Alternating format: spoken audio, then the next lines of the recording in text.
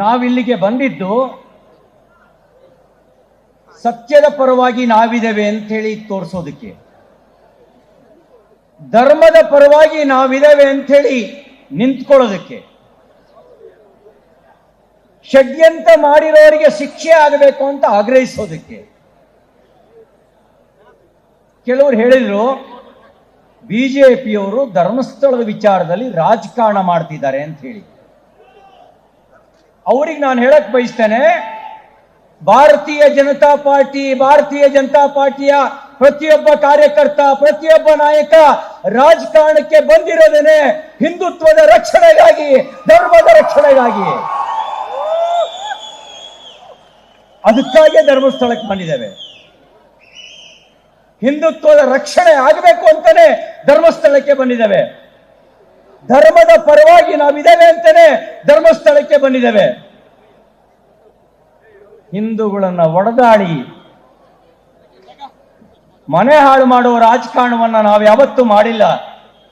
ಹಿಂದೂಗಳನ್ನ ಒಡೆದಾಡಿ ಮನೆ ಹಾಳು ಮಾಡುವಂತ, ರಾಷ್ಟ್ರ ಹಾಳು ಮಾಡುವಂತ ರಾಜಕಾರಣ ಮಾಡ್ತಕ್ಕಂಥವರಿಗೆ ಧರ್ಮಸ್ಥಳದ ವಿಷಯದಲ್ಲಿ ಭಾರತೀಯ ಜನತಾ ಪಾರ್ಟಿಗೆ ಪಾಠ ಹೇಳುವ ನೈತಿಕತೆ ನಿಮಗಿಲ್ಲ.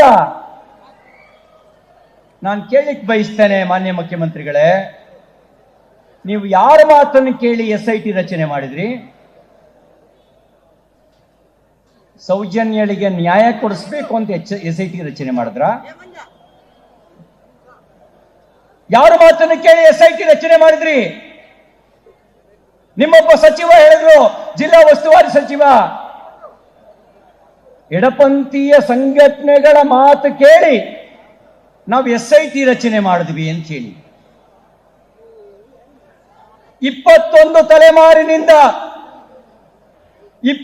ತಲೆಮಾರಿನಿಂದ ಸುಮಾರು 850 ವರ್ಷಗಳಿಂದ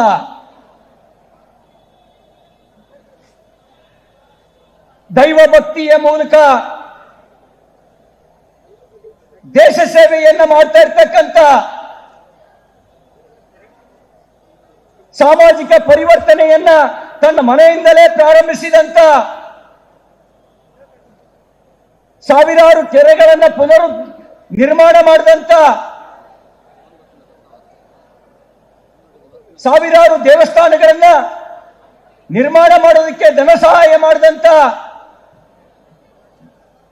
ಧರ್ಮೋತ್ಥಾನ ಟ್ರಸ್ಟ್ ಮೂಲಕ ಸಾವಿರಾರು ವರ್ಷಗಳ ಹಳೆಯ ಚಾಲುಕ್ಯರ ಕಾಲದ, ಹೊಯ್ಸಳರ ಕಾಲದ, ರಾಷ್ಟ್ರಕೂಟರ ಕಾಲದ ದೇವಾಲಯಗಳ ಪುನರ್ ನಿರ್ಮಾಣ ಮಾಡಿದ, ನಡೆದಾಡುವ ದೇವರು ಅಂತೇಳಿ ಜನ ಭಾವಿಸ್ತಕ್ಕಂಥ